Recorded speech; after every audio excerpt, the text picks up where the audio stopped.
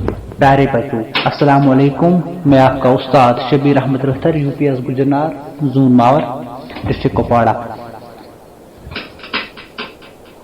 हम पढ़ते थे क्लास 7th की ज्योग्राफिया से चैप्टर नंबर 4। चैप्टर का नाम था आयर।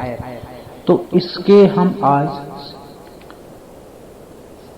क्वेश्चन करने जा रहे हैं। क्वेश्चन नंबर 1 जो है इसका पहला part, what is atmosphere. Atmosphere को क्या?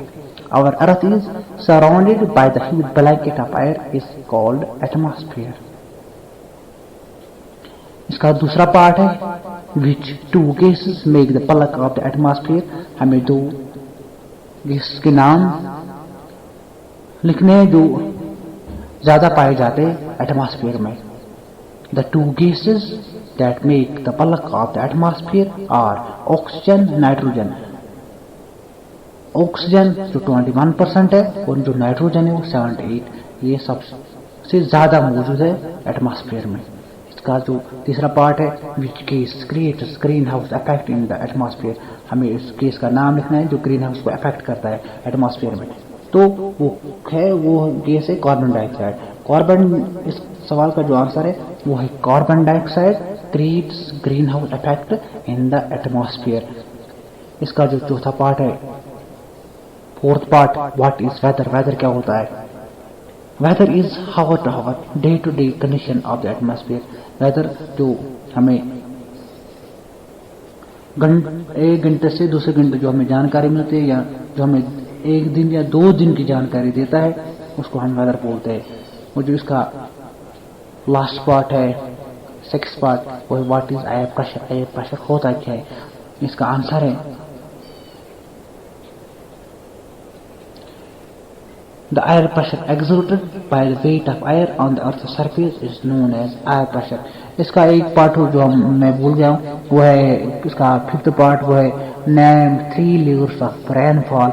रेनफॉल 3 टाइप्स की 3 किस्मों के हमें रेनफॉल जो बारिश गिरी, इसके 3 किस्में, उनके नाम लिखने हैं। पहला है, आंसर है इसका कन्वेक्शनल रेनफॉल, दूसरा है ऑर्गोग्राफिक रेनफॉल और तीसरा है साइक्लोनिक रेनफॉल।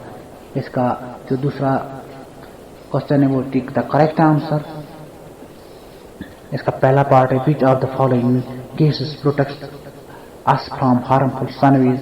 इस गैस का नाम हमें लिखना है जो हमें हार्मफुल जो रेज, सन वेज होते हैं, जो हम अल्ट्रावायलेट रेज बोलते हैं, तो हमें उस गैस का नाम बोलना है जो हमें बचाता है। उसका नाम है ओजोन। इसमें 3 पार्ट है, ए बी सी। ए है कार्बन डाइऑक्साइड, बी है नाइट्रोजन और सी है ओजोन। इसका आंसर है ओजोन। इसका दूसरा पार्ट है, the most important layer of the atmosphere, जो सबसे जरूरी है जिसमें हमारी जिंदगी मुनासिर है।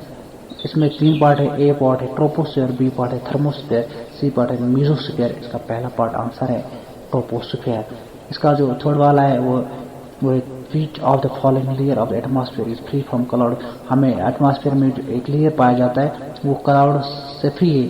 इसमें क्लाउड्स नहीं है, बादल नहीं है। इसमें भी 3 पार्ट आंसर दिए गए हैं, ए ट्रोपोस्फीयर, स्ट्रेटोस्फीयर और मेसोस्फीयर है। तो इसमें जो आंसर है वो है ट्रोपोस्फीयर। इसका जो चौथा पार्ट है वो है, as we go up the layers of the atmosphere the pressure. हम एटमॉस्फेयर में जाएंगे ऊपर तो प्रेशर जो होता है वो डिक्रीज हो जाता है, हम ऊपर जाएंगे। इसका आंसर है बी पार्ट। तो इसका लास्ट है,